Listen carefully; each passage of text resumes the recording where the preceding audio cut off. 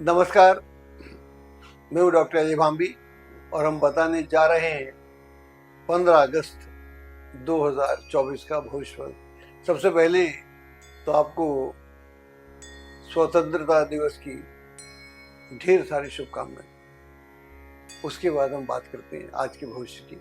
आज की जो ग्रह स्थिति है, जैसे कि आप जानते हैं, अब तो आप वाकिफ हो गए हैं और काफ़ी हमको रिस्पॉन्स भी आ रहे हैं।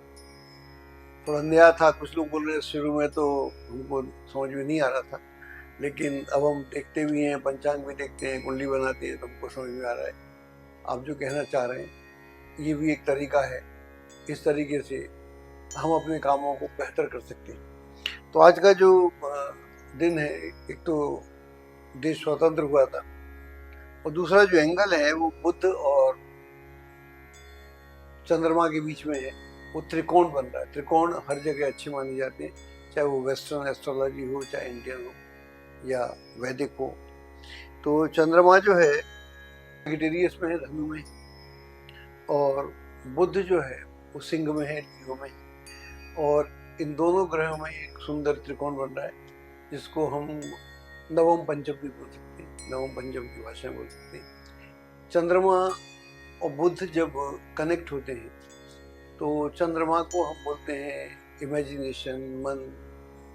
जब आप स्वप्न देख सकते हैं, जागृत अवस्था में जब आप स्वप्न देख सकते हैं कि मेरे को एक ऐसा होना है या मैं ऐसा कुछ अचीव करना चाहता हूँ, तो जब तक वो चीज़ आपके स्वप्न में ना आए, जागृत अवस्था में आप देखें कि मैं एक दिन अपने आप को डॉक्टर होना चाहता हूँ, इंजीनियर होना चाहता हूँ, एक बहुत सफल ज्योतिषी होना चाहता हूँ, या जो भी आपका लक्ष्य हो वो आपके ड्रीम में आना चाहिए, स्वप्न में आना चाहिए। और स्वप्न में जागृत अवस्था में भी आए और सुप्त अवस्था में भी आए, तो ये एक अपने तरह का मेडिटेशन भी है, ध्यान भी है। यहाँ पर बुध जो है आपका त्रिकोण बनाता है। तो जब आप इस तरह के स्वप्न की दुनिया में जाएंगे तो वो आपको बताएगा कि रियलिटी है, वहाँ कन्फ्लिक्ट नहीं हो। चंद्रमा और बुध में जब एंगल ठीक होता है तो मन और बुद्धि में कन्फ्लिक्ट नहीं होता।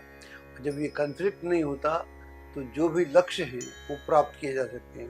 मैं यहाँ पर कुछ राशियाँ चिन्हित करता हूँ, बोलता हूँ कि ये बहुत अच्छी हैं, लेकिन बाकी भी खराब नहीं है। मैं एक दो बार पहले ही बोल चुका हूँ, तो मैं एग्जाम्पल देता हूँ। मान लीजिए आप घर से, बरसात के दिन है तो बरसात की बात होना चाहिए, क्योंकि जिस ज्योतिष की मैं बात करता हूँ उसमें मेरा ऐसा मानना है, और ये सत्य भी है, कि अगर ये वर्षा ऋतु है तो वर्षा ऋतु में ग्रहों का असर अलग होता है, ग्रीष्म ऋतु में ग्रहों का असर अलग होता है, शरद में अलग होता है, वसंत में अलग होता है। जैसे जैसे हम प्रोग्राम आगे बढ़ाएंगे तो हम इस विषय पे बात करेंगे, जिस पर कभी ना तो कोई पढ़ाता है, ना आपको किसी किताबों में लिखा हुआ मिलेगा, और ना ही इस पर कोई चर्चा करता है।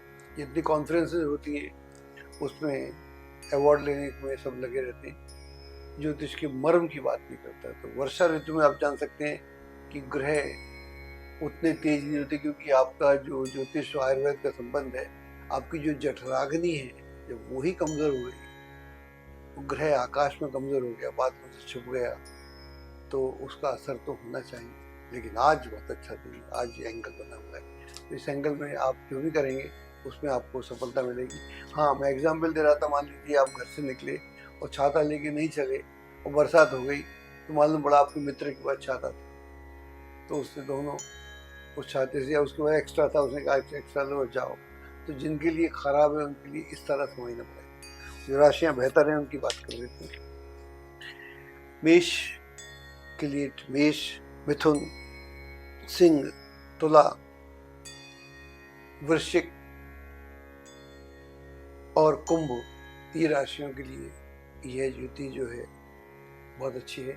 युति नहीं, एंगल बहुत अच्छा है। बाकी के लिए जैसा एग्जाम्पल दिया उससे समझे तो अच्छा रहेगा। एस्ट्रोलॉजी की सटीक जानकारी के लिए विश्वविख्यात एस्ट्रोलॉजर अजय भांबी के YouTube चैनल ABC चैनल को सब्सक्राइब, लाइक और शेयर करें। लेटेस्ट अपडेट के लिए बेल के बटन पर जरूर क्लिक करें।